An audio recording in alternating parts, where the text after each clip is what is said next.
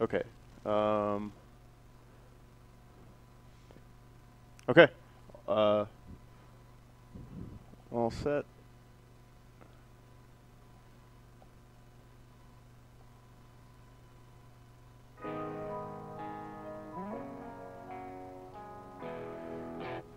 Let me know when you guys are all set. Oh, shit.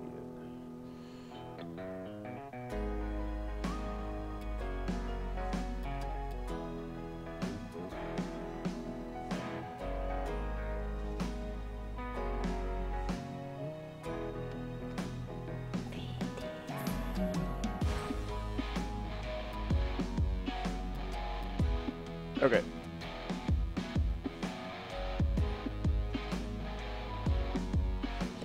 All right.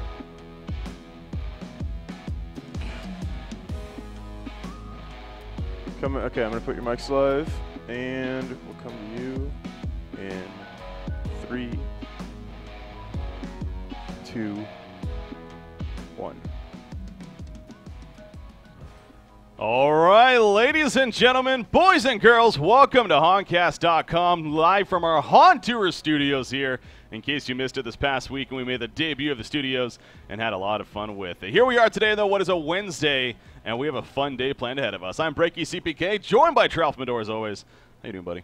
Hey, not doing too bad. We got a lot of stuff planned for you guys today. Of course, starting it off with a balance discussion regarding specifically the new patch that just came out, and there's a number of changes there that's going to be a lot of fun to discuss with that, with DOGKaiser, as well as after that, of course, is the 1v1 show match, this time between the reigning champions of TDM taking on TT Esports this time. Yeah, that's going to be a lot of fun. So again, today it's kind of an exhibition today, to say the least, but we got a mix of a couple things. So as you mentioned, we are going to eventually cover that 1v1 show match. TT Esports going to be taking on the reigning champions, Trademark Esports. Let's be honest, it was really Zai is the reigning champion. Yeah. Of course, going 5-0 against Complexity. Everyone tuning in, I'm sure, remembers that. That is going to be exciting. $1,000 is going to be on the line for that, and I cannot wait for that to eventually happen. But with that said, we do got another part of the show, and as you were talking about, our balance discussion. We are actually going to be joined by DOGKaiser, the lead balance, to talk about, well, balance in Heroes of Newerth and recent patches, the recent patched as a result of that. So definitely looking forward to having some fun today. So we'll see.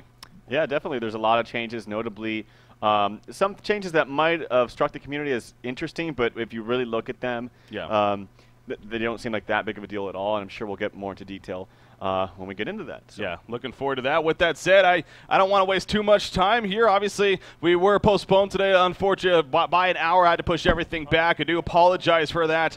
But here we are, and hopefully you guys are excited to, again, have some fun. Now, how this is going to work, so in just a second, we are going to be joined by DOGKaiser to, again, talk about really the most latest patch and, you know, going into Haunt Tour, how this may affect things and whatnot, get your opinion, of course, having the professional background that you have. But also, at the end of the discussion, pending time, we don't want to keep things too delayed, but we may be able to ask some questions from the community. But for the first hour here, really now 50 minutes, we are going to talk about some balance and talk about some Heroes of Newerth. So if that's something that interests you, definitely stick around. If you know you'd rather do something else for now, by all means, but be back in 50 minutes because that 1v1 show match is going to be taking place. With that said, though, I think it is time to go ahead and bring on the star of the show, star of this segment, DOGKaiser. The lead balance of S2 Games, going to be joining us. DOGKaiser, how you doing, buddy? I'm doing awesome. How you guys doing? Doing well. Terrific, of course. Awesome. We have you on our show. I'm really looking forward to another balance We have discussion. you it seems on like our it's show. been forever since we've had one. Yes, it has been. I'm cutting you off. I apologize for that. No, it has been a while. Obviously, we used to do this in the past somewhat frequently. It's maybe after every couple of patches or whatnot. But it has been a while, but excited to, once again, talk some balance in Heroes of Newerth. So how have things been going for you with that said?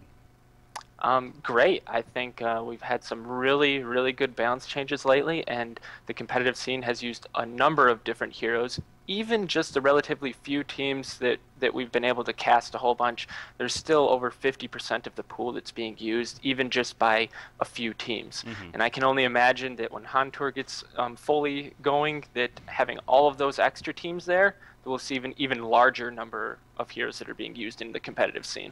You know, with that said, obviously Han Tour coming about, and this latest patch was more of the push just before Han Tour. It was this patch that was going to, of course, the previous patch initially brought in 6 new heroes to tournament play, the 2 new items, and then this latest patch was several balance changes amongst the jungle, amongst some of the heroes, and amongst some items, of course. What was that like for you, knowing that this patch was going to have a huge effect on such a huge event as Han Tour?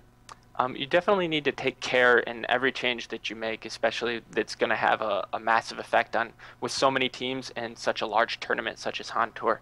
And so it was very stressful at the time, but I definitely enjoyed working on it, and I look forward to the next one that'll be before the next season. Yeah, definitely looking forward to that, of course. But hey, we got a whole season ahead of us, so let's see how things go.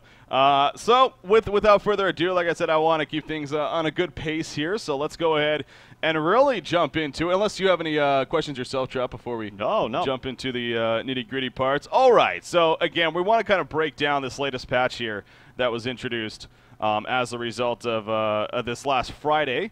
So the first one that I'm looking down, I'm going to go in alphabetical order. So the first hero balance change happened to be for Blitz, actually.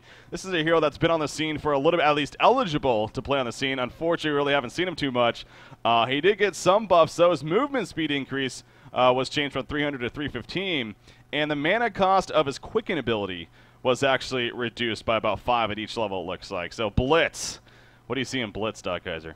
The move speed definitely was there to help with his roaming and ganking potential in the early game, along with a slight increase in his damage as well, because the increased movement speed is going to give his stun more damage, and it's also going to allow him to keep in range of his W just in order to keep them slow. So it's really both an increase in his roaming and his damage potential. And hopefully that will allow Blitz to see a little bit more action than what we've unfortunately seen in the past since Blitz has been released, unfortunately. Yeah. And the Quicken, that was a lower mana cost because, as most people that have ever played Blitz, he's very starved for mana, so it's just kind of helping him out a little bit in that area. I don't think he needs too much more because I know I've helped him in that area previously, but just a little bit more. Just to give him a little bit more of an edge and not be so hampered on mana. Yeah. I personally don't have too much experience with the hero. I have played him a couple of times just out of, of course, when a hero becomes eligible for tournament mode, I at least like to try it out to see what his abilities are and see how much of an impact he may have. He does seem like a very fun concept, but yeah, from what I've heard, it doesn't seem like a lot of the competitive community is too interested in trying him just yet. I mean, Trout, do you have any opinions on that? I think this is a good step in the right direction for helping Blitz. The movement speed buff it's more significant than I've seen. 15 movement speed is a good big jump for him. I still think one of his problems that he suffers from is just his lack of range. But this is obviously going to help with that. If you give him a bit more movement speed, that does actually help him in the lane phase as well. So I think it's a good change. Well, there you go. Any rebuttal, DOGKaiser? I would just say a big reason why Blitz isn't really seen a lot, regardless of whether you feel he's balanced or not. But a big reason why you don't see him is just because it requires a very different play style than a lot of other gankers require. And most people are unwilling to adjust their play styles to help fit the hero that they're playing. Yeah. All right, so we'll see. Blitz again with Han Tour. Expect new things, to say the least, and you never know. Maybe there's a Blitz strategy out there. The Blitz Energizer strategy may exist. All right, so moving down the chain. Now, this was more of I think more of a fix than a buff, if anything. Defiler, of course, next in line. Her Wave of Death cast range was actually increased from 600 to 900. However, her ability always went 900 range, if I'm not mistaken. So it's more of a case of you're just now able to cast it at that range rather than having to move a couple steps forward or even just click it in front of yourself. It's more of a case, keep things from being confusing. Is that correct?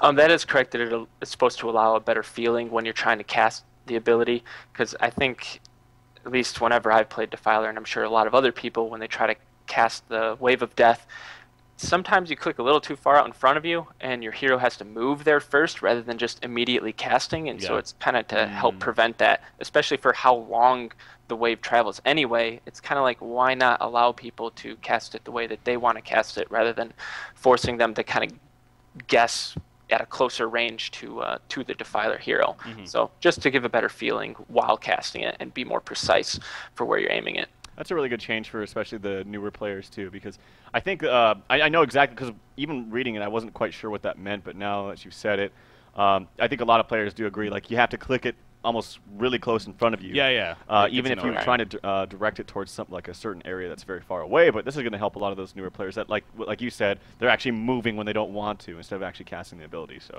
that's a good change. Yeah, Defiler's been a hero, man. We did used to see her quite a. She was one of those intelligence carries that you build her up beefy, build her up tanky, and she can do work. Obviously, even more, not even necessarily recently, but the most recent use I remember of her is Chu playing her was Storm Spirit build, and you activate the ultimate, you go Storm Spirit in the air, and all the ghosts still doing damage, and that seemed to be pretty effective. So obviously haven't seen her for a while though. Yeah, so we'll see. We'll see. I don't think that's a change, of course. That's going to make her step up all of a sudden on the competitive scene. But no, that change alone will not cause people to want to use her. They would have to already have wanted to use her in order to still use her. But it is a benefit if they so choose to pick her. There's a lot of teams in Han Tour, man. We'll get to that a little bit later. But there's a lot of teams in Han Tour. There's going to be a lot of different matches to take place.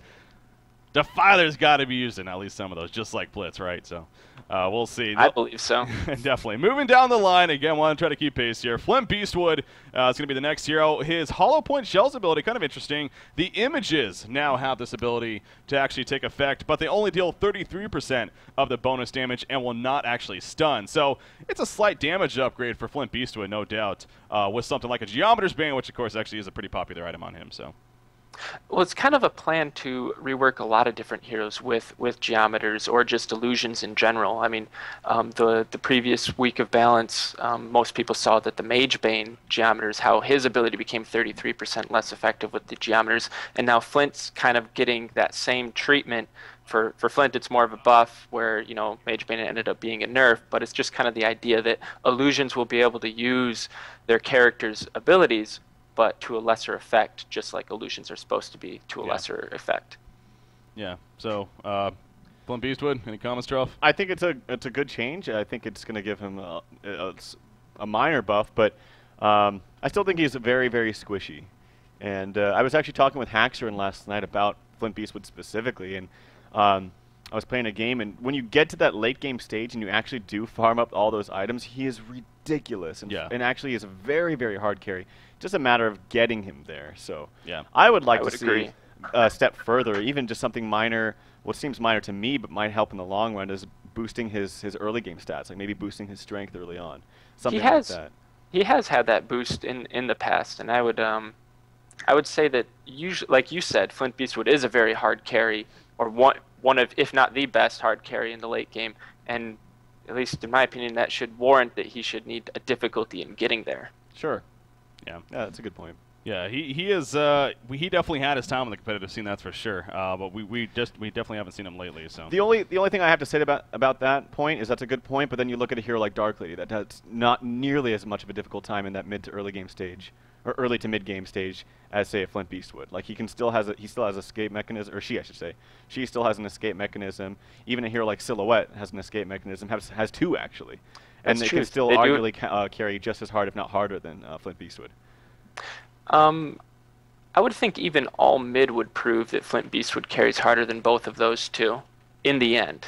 But those two, I definitely agree with you, both of them have a much easier time getting there. Yeah. All right, moving on the list. Gravekeeper, I don't even think that's worth getting too much into. Again, that's more of a kind of a, I guess it's not necessarily even a fix, but I'll just read it out. Ability is now toggable, his Defiling Touch ability, so the player can choose to not unintentionally block a neutral creep spawned by leaving a corpse at the camp. So yeah, I mean, is there really much to look into that, Kaiser? Or? No, not really.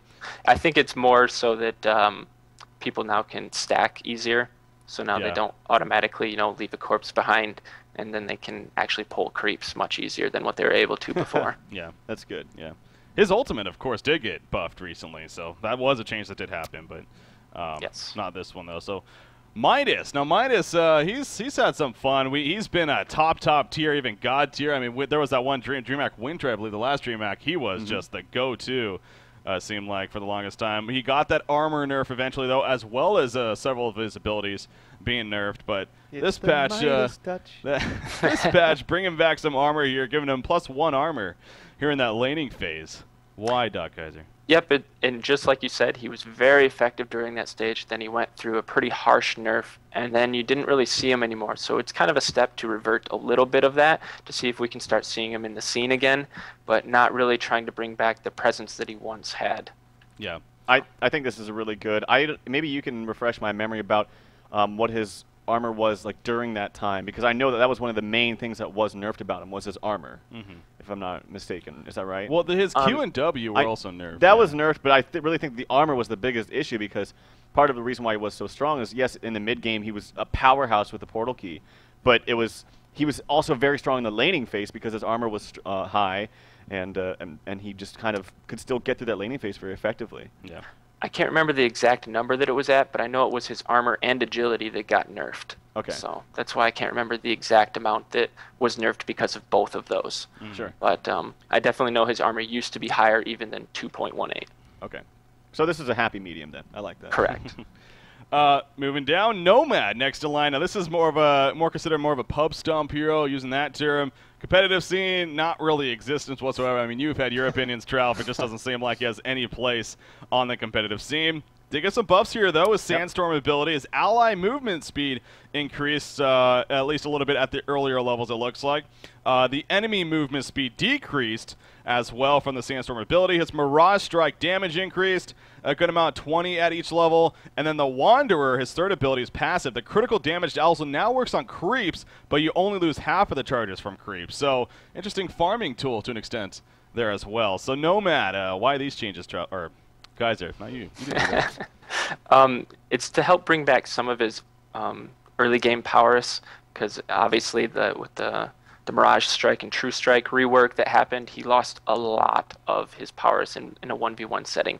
And this is to help give him a little bit of that back without just strictly making it because of Mirage Strike. And then the Sandstorm is to help make it a little bit more effective earlier on, rather than making it not so good at all in the first level of it. Yeah. I think as far as the Mirage Strike and the Wanderer change, I think that's great as far as like you're going to feel that effect in public games a lot. Like you're going to be able to CS a lot. I've played them actually quite a bit since the change, and it's very fun because you feel like you can get almost every last hit, and that's great. What I really like about him is specifically the Sandstorm one, because if I'm thinking about how to fit this hero into competitive play, it's that you can actually do something like in a little early team fight with Sandstorm, because that boost from 714 to 1520 is huge at level 1 and 2, and I think that's the biggest change with him, really. Yeah, definitely a hero that maybe needs more of a team presence, and obviously with that Sandstorm buff, brings us to the table. So challenge out there to the competitive teams playing in Han Tour. Use Nomad and win with him. Yeah, we'll see what happens. Thank you. All right, so moving down the list, we have Ophelia actually next in line. So speaking of competitive heroes, I think it's safe to say she is on there on the competitive tier list. Her strength got reduced at the starting from 20 to 19, so by 1, and then reduced her agility gain per level from 2.1 to 1.7. Now, kind of help us here, DOGKaiser, because again, as a spectator, as someone that may not be as crazy into balances as you are, of course, Sure. You look at numbers like this and you're like, that's nothing. That really doesn't have any impact. What do you make of that? It's definitely supposed to make her a little bit more squishy, just a tad easier to kill than what she is currently, because it's already hard enough to kill her if she comes to gank you, because usually you're dealing with some creep that she's taken, like a Catman warrior or a Minotaur or whatever she grabs, and it's already hard enough to get on her because of that the big creep presence that she has. But the other reason why she wasn't nerfed harder than this is because we had a huge neutral rework, and so that affected her a lot as well. So I couldn't just strictly just nerf her without looking at what else has changed in this patch that also affected her.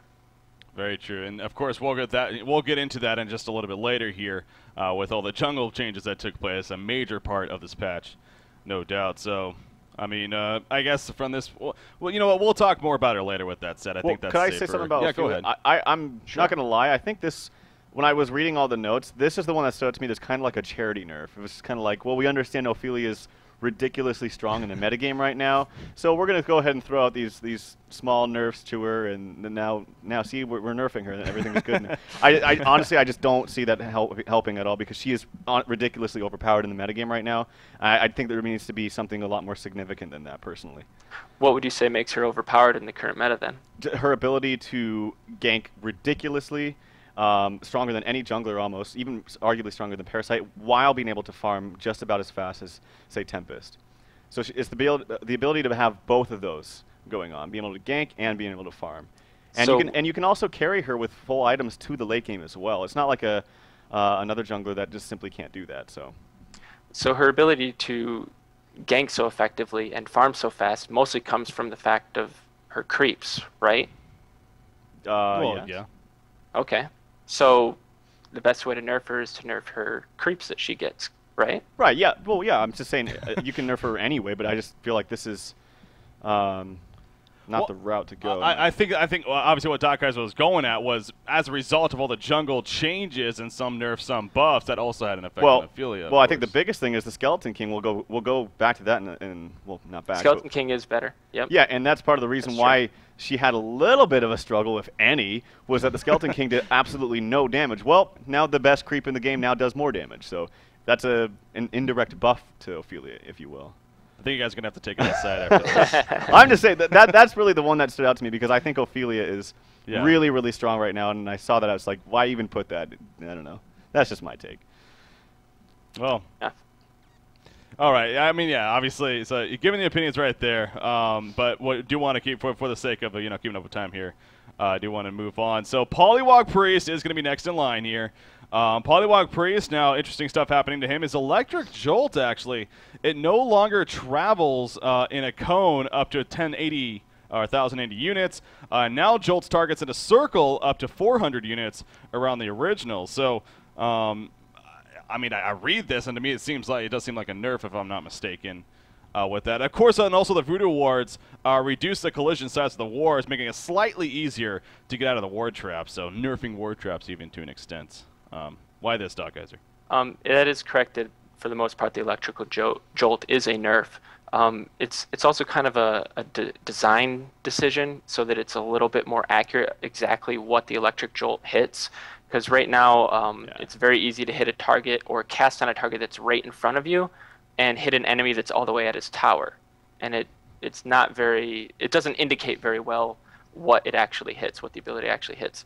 So by changing it to an AoE around the jolt, not only will the player be more accurate about what it hits, and enemies will be more familiar with what it hits, but it's also a nerf in his early mid game when he's able to harass so effectively with it. Mm-hmm. So it'll reduce his laning presence just slightly, I would imagine. I don't think it'll be enough to not use the hero.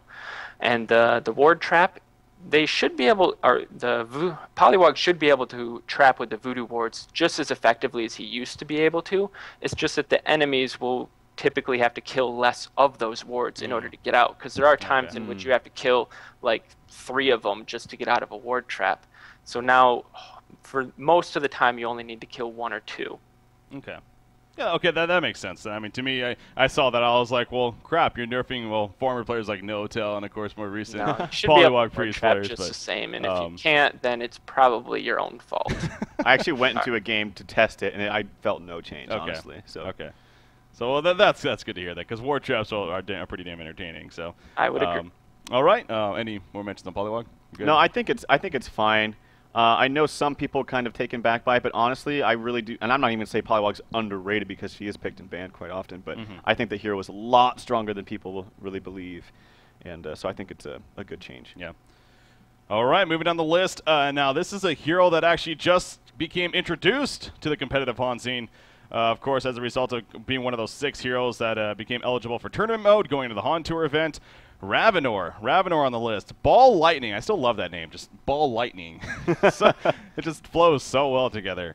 Mana cost reduced on the Ball Lightning ability. At the higher levels, it looks like, well, 2nd, 3rd, and 4th. And then its electrical feedback ability, the Electric Bolt now applies a 10% slow for 3 seconds. So, a couple of changes to Ravenor here. I'm also curious myself to see if perhaps we see some Ravenor take place in some competitive matches, but DOGKaiser, Ravenor changes? The Ball Lightning, or the mana cost reduction, is definitely to help him to use that ability a little bit more freely. Ravenor typically doesn't have a whole lot of mana, and if you don't buy any mana items on him, it's really, really hard to warrant just using it and hoping to hit someone. You almost always have to save it just because of the mana intensiveness that both of your, or all 3 of your abilities start to become. So it's just to help to mitigate that a little bit. And the electrical feedback, that's to give a little bit more of a downside than just damage when someone actually attacks you. Because right now, most people just attack you and don't really care.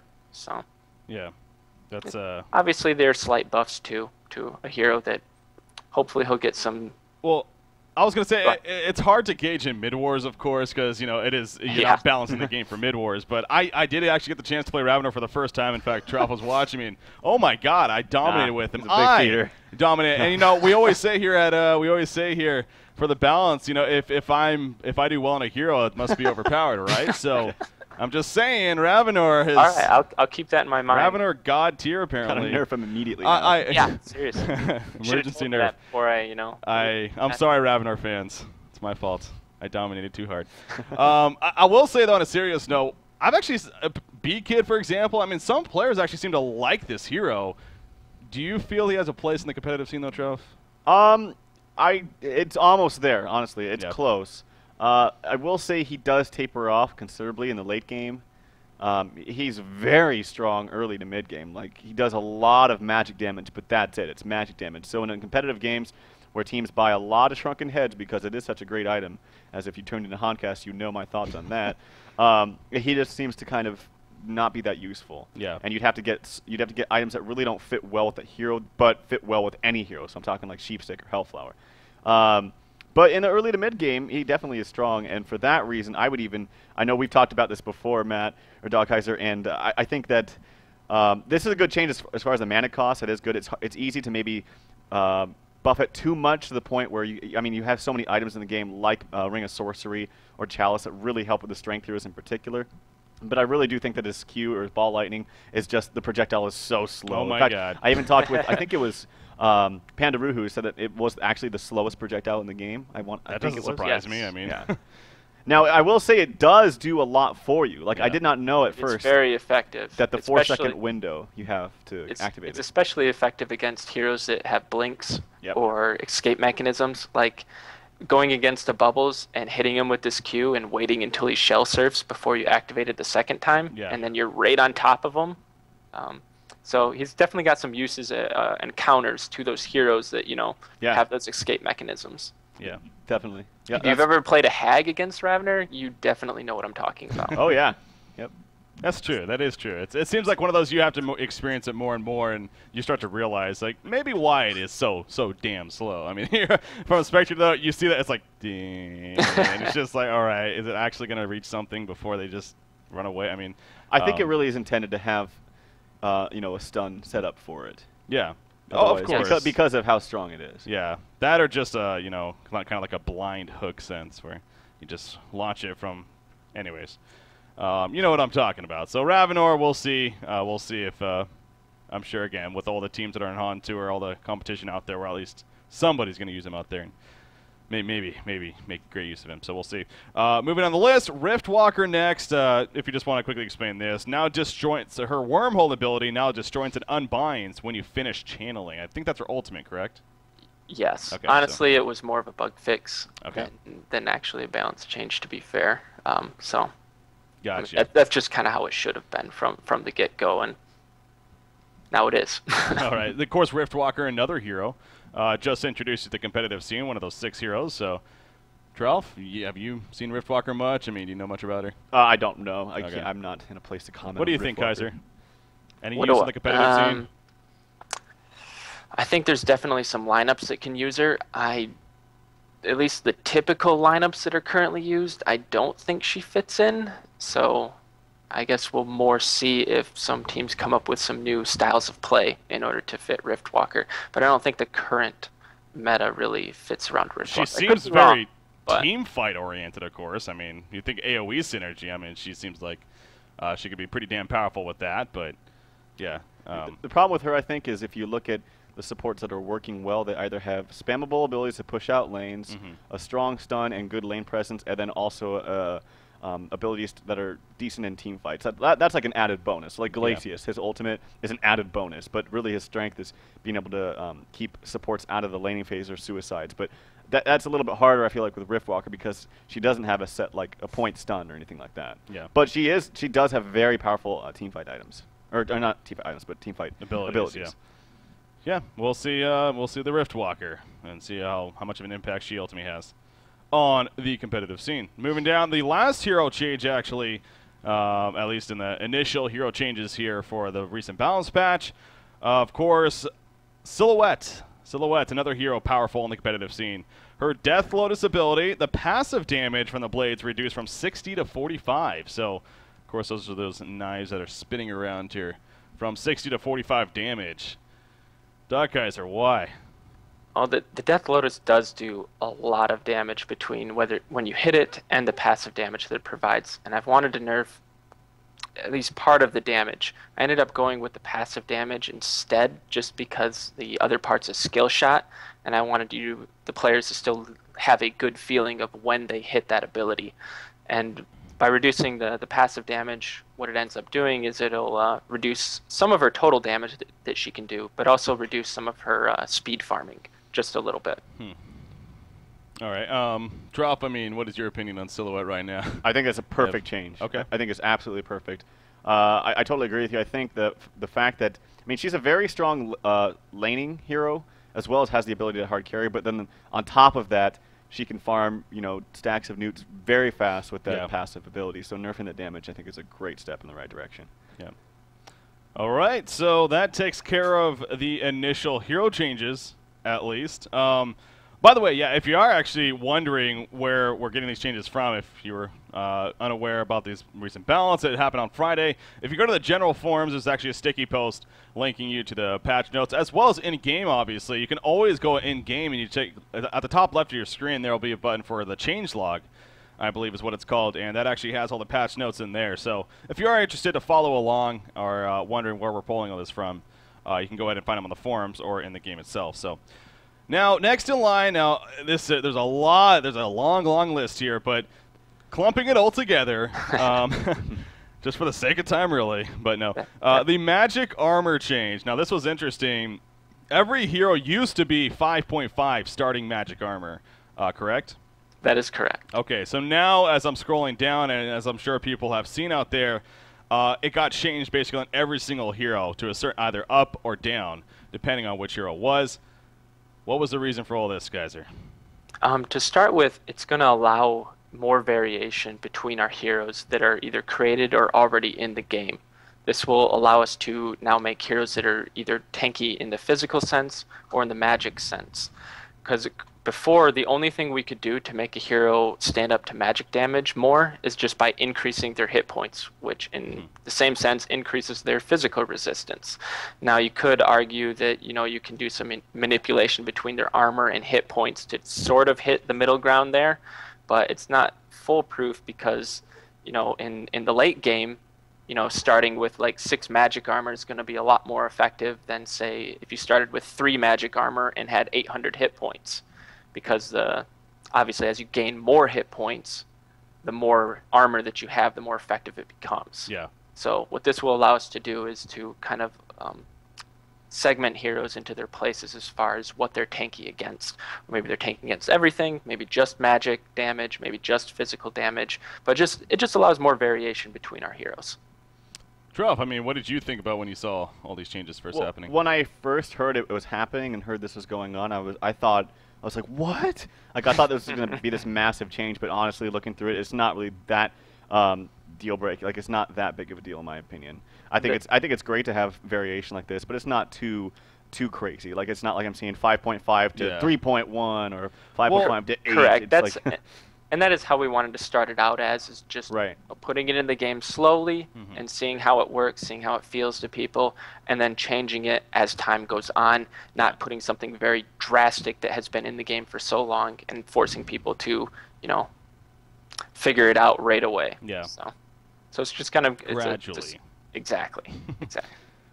Just floating down the river gradually. Don't want to go anything too serious. All right, so there you go. For those that were, I'm sure plenty of you out there wondering about the whole clump of magic armor changes right there. So a solid explanation from DOGKaiser himself. So a quick recap, by the way. Of course, we are joined by DOGKaiser, the lead balance for S2 Games, or Heroes and Newer specifically, and the guy behind the scene who takes care of changing all the heroes that you love and also hate. So here, of course, so we're interviewing him, getting the chance to talk with him, having some fun here. Of course, in about 20 minutes from now, we are scheduled to start the 1-versus-1 show match between TT Esports and Trademark Esports. So for those that may be tuning in for that, just a little bit longer, for now, enjoy, of course, the discussion we are having on the balance. So moving down the list again, the next one in line is going to be some items now. So going from heroes to items, first one we have is actually Brutalizer is on the list. So the Brutalizer, a bash damage increase from 25 to 35. So a 10 damage increase there. What do you make of the Brutalizer change? Well, Kaiser, why in the first place? It's a slight damage increase just to help it compare with a lot of the other items of similar cost. Just to help give it a better feeling when the bash actually procs as well. So not only is it improving the feeling of when you bash, but also just being more damaged to compare with other items. All right. Anything from you, Trout? I mean, Brutalizer, I don't know if we see too much. Nope, not really. What about Scout, man? This buffs Scout, doesn't it? Well, I think the reason why Brutalizer's picked up is solely for just the bash chance. So the damage it's nice. It's a slight buff, but I think that's the biggest reason. But it's not going to change who's picking it up and who's not. So. That's probably a fair guess. But it it might change when they pick it up. Yeah, it could. There you go. Thinking. Nullfire Blade. Nullfire Blade, the recipe cost reduced from 850 to 800. So this is in a sense a double buff because remember, of course, there's 2 recipes to get the level 2 Nullfire Blade. So really a 100 gold decrease when you think of it that way. Kaiser, why the Nullfire change? Now this has been an item that I have not wanted to change for a long time just because of just how good it really is and just how many uses it has in the game. I finally was convinced to at least reduce its cost a little bit and to maybe allow a little bit more heroes to want to use it rather than only using it for a counter to certain heroes or abilities. Because there's definitely a lot of things that the Nullfire counters, so I got to be wary of just everything that it's going to end up affecting by making this item more or easier to be or more accessible. Sorry. I never stumble over my words, so seriously. I don't apologize. But another item that's a good comparison to it could be like a tablet. Not that they do the same thing, but just in the sense that a tablet is definitely underpriced for what it does, but what it provides in the game is very good for the game and healthy and everything that it counters. So that's kind of the idea behind this Nullfire nerf, is to make it a little bit stronger in the sense of what it can provide and good gameplay and good decision making. Yeah. Now, and it seems like initially Nullfire Blade is more of a situational item, but I know you've said in the past, Trout, it's just overall, honestly, a very solid item. I mean, I gotta agree with DOGKaiser completely. I think this item is overlooked by a lot of competitors. It has so many different uses, specifically in a game and a meta where we see Hellflower so often, or Sheepstick. Yeah. I mean, it purges that. You can get rid of it, and I can see this being one of those changes that, like, say in 3 months from now, all the community's gonna be like, "Whoa, and S2 has items like Nullfire that are so overpowered," but before they like never bought it. But it's a really good item, and I think it's a good change. And for an already Nullfire, Nullfire Blade lover, I think this is an awesome change. Well, there you go. Buffs are always good for items you love, right? So of course. That's the Nullfire Pickled Brain. Of course, this is this is an item to both make Icon of the Goddess and, well, more importantly, the Ring of Sorcery. The Pickled Brain seems like it's been changed a lot, by the way, as far as item cost goes. It's now 1,000, now down to 950. What's the deal, Kaiser? Yeah, unfortunately it has, and I apologize for that. You know, I had it down to 900 gold, then moved it up to 1,000, and you know, neither one seemed like the right price. I mean, the 900 seemed like it was being too effective. The time in which you picked it up seemed a little too early, and bumping it up to 1,000 seemed a little bit too difficult. So putting it at 950, I'm hoping that's the place where I'm looking for. Yeah. All right. Good place for it. Good place. Good place. All right. Tralf's seal Hey, of if approval. Tralf agrees with me, then I know it's good. Do we got the stamp? The seal stamp. of approval? Oh, there we go. It's that good. Congratulations, Kaiser. Spell shards. Spell shards took a change. Too bad we don't see Thunderbringer anymore. Recipe cost reduced from 1,000 to 800, so quite a big buff right there. To the item intelligence increased from 6 to 8, 10, 12. Of course, being the 3 levels of it. And then the mana regeneration increased from 75% to 100 and 125, 150. The cooldown reduction did get removed, though, from the item overall. But, man, all-around buffs for the Spell Shards item, Kaiser. Well, buffs and a slight nerf. I guess, yeah. It's, At the end, so. definitely the reduced price is to help make it a lot more accessible earlier on in the game, and so you don't have to sit on so much gold in comparison to 1,000. And also the intelligence and mana regeneration that increase as you get recipes. It's to give a better feeling when you upgrade it, because right now in the game when you upgrade it, really the only thing you feel like you're getting is 2 more magic penetration. And the cooldown reduction, while beneficial, didn't really have that much effect on the game. And that's part of the reason why it was removed. The other big reason why it was removed is cooldown. The cooldown of spells is very important, especially in the competitive scene. Just like knowledge of how long of a cooldown an ability has, and just the feel of when that cooldown is going to be up. I think, Tralf, you could probably explain this even better than me. It's just like when a Hammerstorm throws his stun, you just have this feeling of when the next one's going to come. And when Spell Shards is introduced, or any sort of cooldown reduction is introduced, it's very difficult to get a mindset of like when those abilities actually are going to be back up. So that's a big reason why cooldown reduction was removed from Han, is just because of that feel. Yeah, I agree with you, and I think this is a good change for Spell Shards. There's an overall buff for it.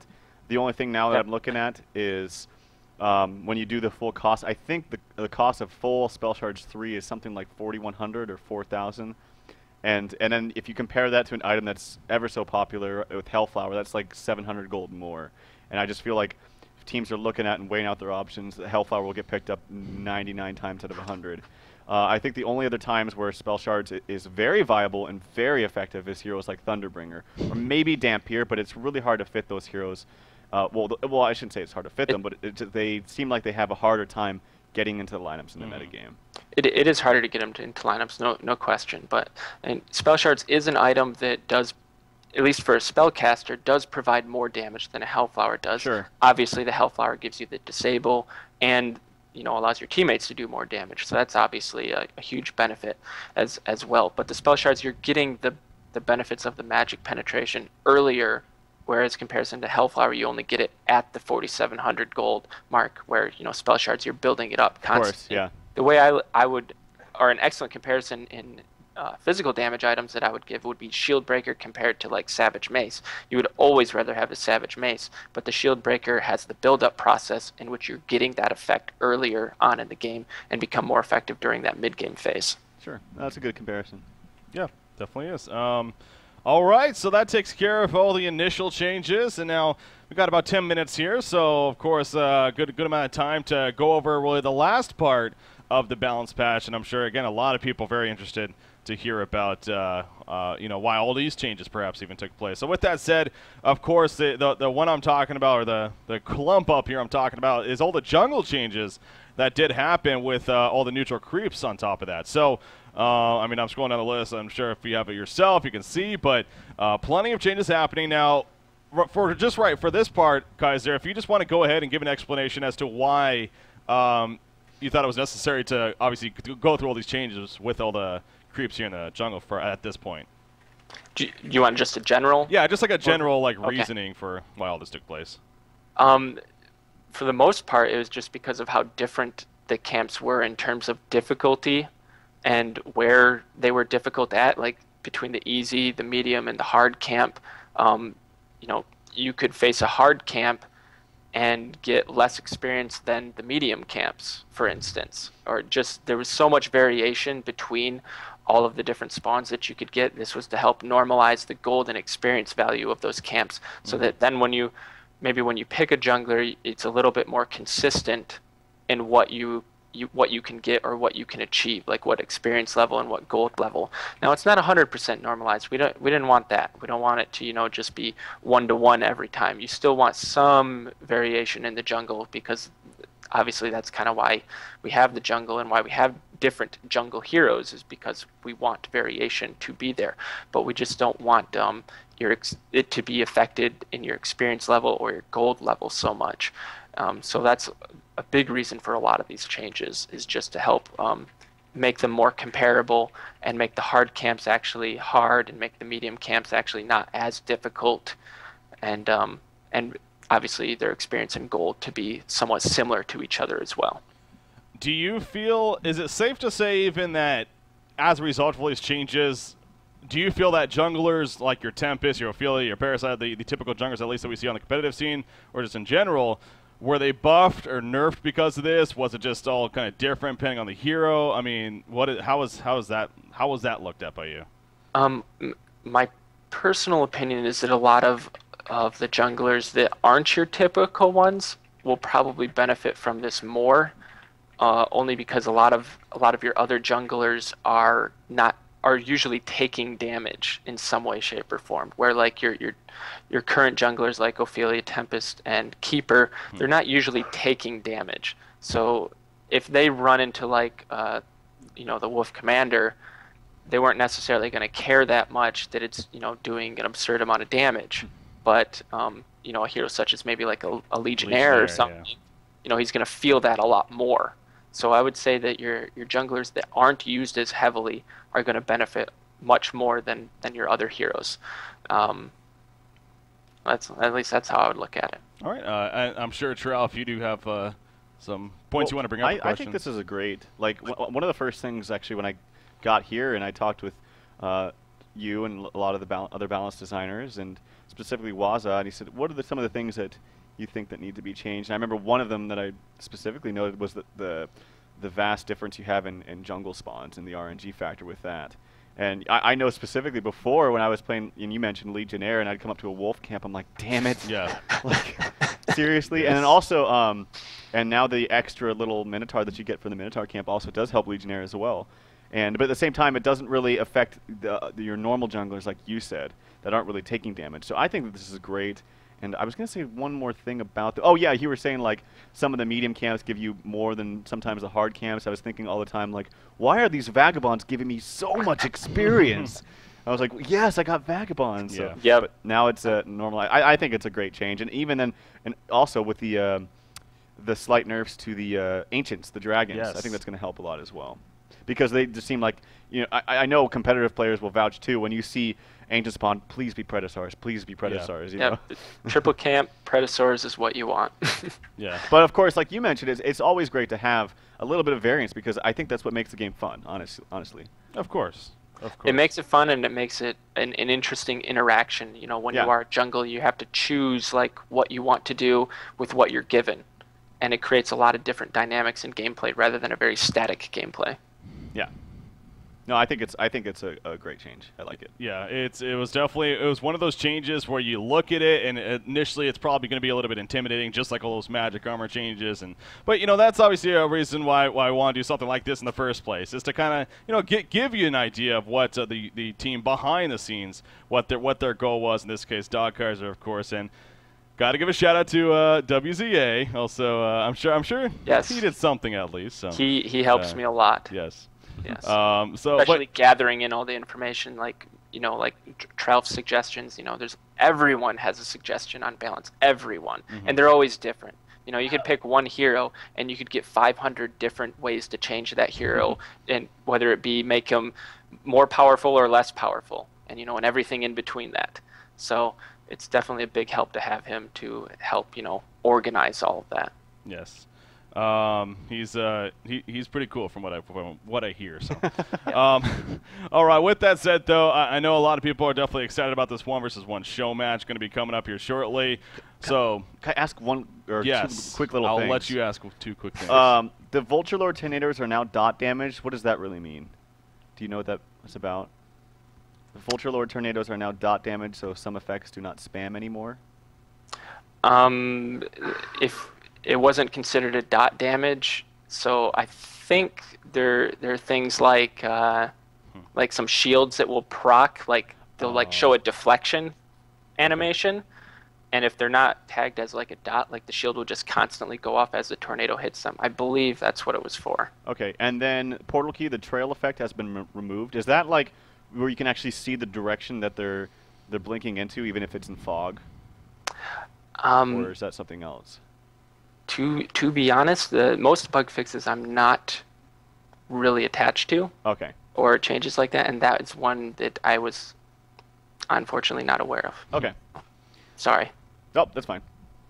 Well, you answered plenty, DOGKaiser, so you don't need to be worried about that. Considering how many changes Trelf agreed with me with, I'm pretty happy with that. Right? I was thinking every single one he was just going to be pissed off or something. Oh, you had your moments. I mean, obviously there was some. I was never pissed off. No, never actually angry. That's a good point. It was a. I specifically think the silhouette. Well-mannered discussion. So, there you go. But yeah. All right. With that said, though, I think it is time to start wrapping up this segment here of our cast today. So, DOGKaiser, once again, really do appreciate you joining us here and letting us know, thought behind the scenes. It's always a pleasure, and I'm sure the community definitely appreciates it. Any final words from yourself, including shout-outs, Kaiser? I'm going to give a shout-out to my girlfriend, Eden, because she wanted me to. So, there you go. He's taken. That's what he's basically saying. All right. So with that said, again, I really appreciate you joining us, man. And good luck in the future. Of course, we'll keep in touch, and I'm sure we'll have you on here again here on our new Han Tour Studios. Looking forward to it. Thanks, guys. Thank you. All right. There you go. So again, that was DOGKaiser there joining us from, of course, the lead balance for Heroes of New Earth, as he is still joining us. No, there we go. Really appreciate having him on here to talk about some Heroes of New Earth and the balancing. We have too much fun here. With that said, though, guys, we're about 3 or 4 minutes or so before we wanted to get the 1-versus-1 show match started. So that was fun and all, but I think it's time to get things started here. Any final words from yourself before we transition now? No, I just think all in all the changes were great. Obviously, there's it's a hard job, guys. It really is. Like, you have to take in so many different things into consideration, and ultimately you have to have your own twist on it. I mean, he's a lead he's earned his position as a lead balancer, and he's done a great job. And it's really hard with all these different ideas coming in. And yet again, I still think a lot of these changes are great and just making Han just a little bit more fun to play. For both sides, for casual play and for competitive play. And it's hard to balance it all. It really is. Well, yeah. I mean, anyone that sits here and tries to say it's not that difficult, I mean, come on, that's just stupid. But I will say I'm very intrigued, especially going into this Han Tour event. Seeing what we see with the introduction of new heroes, the new items, which unfortunately we didn't get the chance to talk about. I would have actually been curious, but anyways, that's going to be a lot of fun to see these new lineups, perhaps, and see what takes place. But with that said, guys, we are going to take a quick break here, about a couple minutes or so, and then we'll be coming back. Our 1-versus-1 show match, $1,000 is on the line. Trademark Esports taking on TT Esports. Best out of 9. Gonna be awesome. Stay tuned, guys. We'll be right back.